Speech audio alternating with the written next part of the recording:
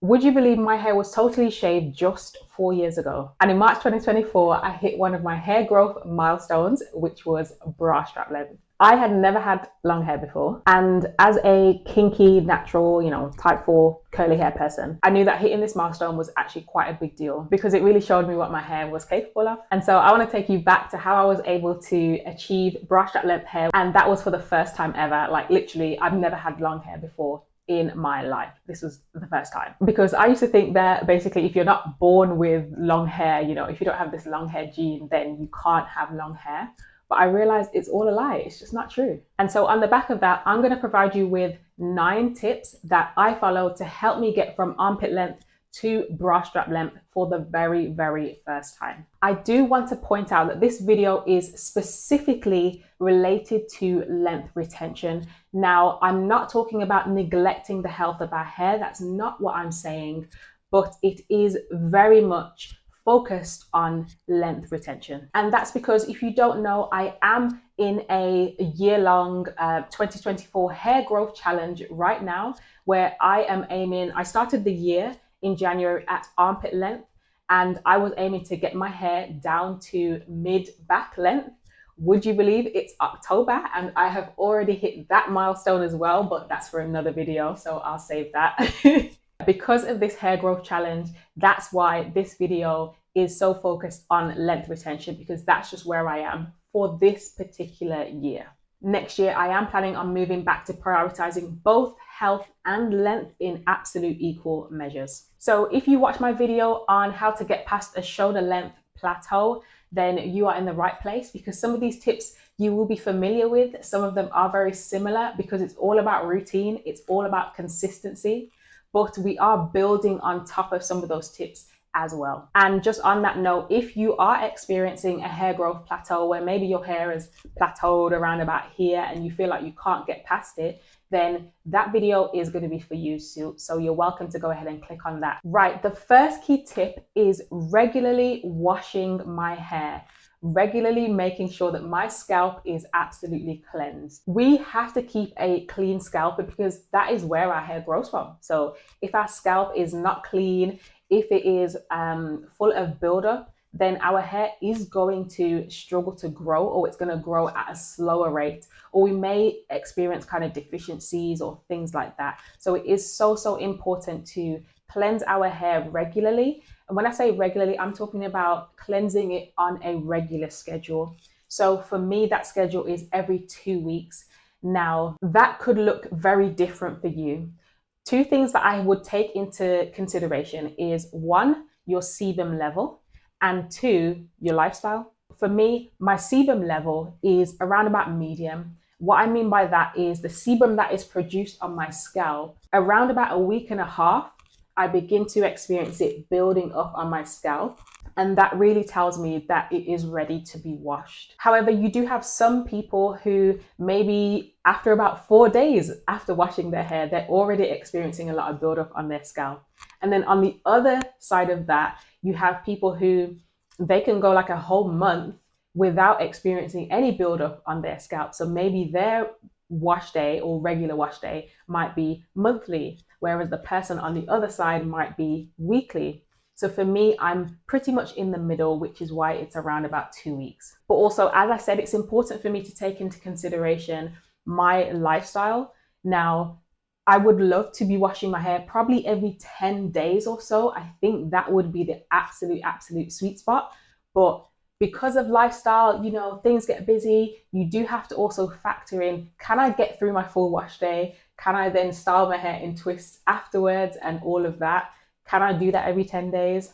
I don't think so. So for me, it's every 14 days. Make sure that you find out what is the best, the sweet spot for you. The second thing I did to get my hair from armpit length to bra strap length was I started moisturizing my hair and also sealing in that moisture. When I say I started doing that, like I started doing this a while ago, because that was when I started my hair growth challenge. But what I mean is, prior to me, being on this hair growth journey, I didn't know anything about having to moisturize my hair regularly or seal in that moisture. I didn't know nothing like that. And that is exactly why my hair had never grown to this length that it is now. Okay, so I moisturize my hair with a leave-in or a butter, and then I seal that moisture in with maybe an oil or potentially a grease. And again, this is something I do on a routine schedule. You're going to notice a pattern of this video, which is all about routine schedule. It's all about consistency. We really do have to be consistent on this journey. As I was saying, for me, I re-moisturize my hair every maybe 4 to 5 days or so. So if you can imagine, if I were to wash my hair on, for example, the first day of the month, and then I'm going to wash it again on maybe the 15th of the month. If I were to leave my hair alone, totally alone between day 1 and day 15, that is a whole 2 weeks of me never touching my hair. Do you know what's going to happen? It's going to break, and then it's not going to grow. I'm not going to see that length. Actually, it is still going to grow, but I'm definitely not going to see that length, because moisture stops our hair from breaking. And if we don't have any breakage, then that means we're going to see more length. So what I will do is maybe every 4 to 5 days or so, that's when I will re-moisturize my hair. So I'll add leave-in again, and again, I'll seal that in with an oil or a grease. For you, you need to find what is that time frame for you. I notice if I leave my hair for maybe about 6 days, it's dry. And so that's why I take it a day before that, maybe around day 5, day 4, day 5. And that's when I can reintroduce moisture and prevent it from getting dry. The third thing that I did is what you see now, which is I keep my hair in protective styles. I personally tend to opt for twists or plaits. That's just my preference, but you are welcome to use whatever protective style works best for you. My personal formula for what a protective style is one that reduces stress, reduces friction, and reduces dryness. What do I mean by that? A protective hairstyle should reduce stress on my scalp. So that is maybe tension or tightness on my scalp or even on my strands. So if my hair was pulled back, this bun here, not bun, but ponytail is really loose. You can see the looseness. If I had it pulled really, really, really tight, then it's going to put tension on maybe the front of my hair, the back of my hair, maybe even the middle, the crown section, and also on my strands. And that's something that's going to contribute to breakage. A protective style should also reduce friction. Now, I have the back of my hair out right now. Honestly, my hair is very, very rarely out like this. Usually it is away, because what's going to happen is, let's say if I was in my car right now, this hair will be rubbing against the back of my car seat and causing friction. It might be rubbing on, the hood of my jacket and causing friction. And so a protective hairstyle should really reduce the amount of friction that we allow on our hair strands. What I tend to do to reduce friction is I will put my hair in clumped styles. For example, twists, where a lot of the strands are clumped together and twisted. I will also put my hair in buns. My hair is like always in a bun, always. And also I will wear my silk or satin scarf, definitely to bed, but also when I'm just lying down and, kind of lazing around about the house. And lastly, a protective style should definitely reduce dryness. So you want to place your hair in a style that supports moisture retention. Again, twists, plaits, things like that are great because the hair is clumped together, then that means that it's like, keeping all the moisture in the strands, and it's all like lovely and cozy and, moisture. If you would prefer to get these tips that I'm sharing as a downloadable PDF, maybe that way you can refer back to it anytime you want. You can just pull up the PDF. Then you are welcome to head to the link in the description box below, and you can download all of these tips that I'm sharing. Enjoy. Okay, before I share this next one, I'm going to need every hairstylist, every hairdresser to just exit the video. Nah, I'm joking. But on a slightly serious note, this point that I'm going to share now is going to be very controversial. But it is only controversial if you don't stick around to see the following 3 tips that I'm going to share, because you can't do this one tip without doing the following 3 that I'm going to share. So I'm going to need you to just stick around for a moment, follow it all the way through. Don't follow one tip without following the rest, because it will be you just destroying your hair. Right. Remember that I said at the start of the video, this is about length retention. Okay. So this is what I did. For this year only, I reduced my trims to only 2 this year, 2 trims per year. So I trimmed my hair in January and I trimmed my hair again in July. Now, why did I do that?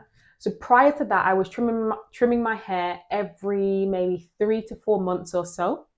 But the last year, I noticed that I only retained about 3, I think it was about 3 inches in that year. And as I'm on a hair growth journey of growing my hair from shaved to tailbone length within 7 years, I wasn't that happy with the amount of length retention I had. I did want to see more. So that's why I instilled this for this year only. So let's now get onto the points that I then had to follow, or the tips that I then had to follow for me to be able to only trim my hair twice a year. So tip number 6 is I had to baby my ends with moisture. That means that when I was moisturizing my hair or re-moisturizing my hair, then I would add a little bit extra to the ends to make sure that my ends did not get dry, because we have trims because our ends get split or we get single strand knots, and both of those things just cause damage and they cause more breakage and tangles, and it's just a hot mess. So more moisture to the ends of my hair has helped. The next thing I do, which is tip number 7, is I always seal my ends with flaxseed gel. You won't be able to see it right now, but the ends of my hair right now have flaxseed gel in, and they are sealed quite stiff. So I really wish you could feel this. But when I apply the flaxseed gel afterwards, it hardens around my hair, so that, you know how I was talking earlier about friction and leaving my hair out, it can cause friction. Now, if I were to wear my hair out like this, it probably wouldn't cause that much friction because of the flaxseed gel seal that's around it. And tip number 8 is I keep my ends tucked away. Remember I said my hair is normally in buns, so my ends are less exposed, and so I experience way less split ends, way less single strand knots because of those 3 tips that I do. And that's the only reason I've been able to reduce my trims from every 3 to 4 months to only just twice a year. Now, the last thing that I do, and that almost counteracts the twice yearly trimming, is I will do something called search and destroy. Occasionally, when maybe I have a bit of time in my hands and I'm just kind of sitting around, while I'm doing my hair, I will literally look at the ends of my hair, really eyeball them. And when I see a single strand knot or a split end, I will just trim just that one strand. So I'm not trimming the whole of my hair, but when I see a single strand knot or a split end, then it's gone. Remember I said, if you're someone who wants to see these tips kind of written down, you want to be able to refer to it again and again, time and again, then you're absolutely welcome to hit the download in the description box below and you can get that download. If you do want to grow your hair long and you've never had long hair before, I want you to know that it is absolutely possible. It's not only about genetics. It's not this long hair gene that if you don't have it, you can't have long hair. No, it's not true. You can grow your hair long if you want to. I'm Sally and this is my channel, Natural 2020. And on this channel, I'm growing my hair from shaved to tailbone length within 7 years. So you're welcome to follow me along on this journey. Subscribe, like, all that good stuff. See you on the next one.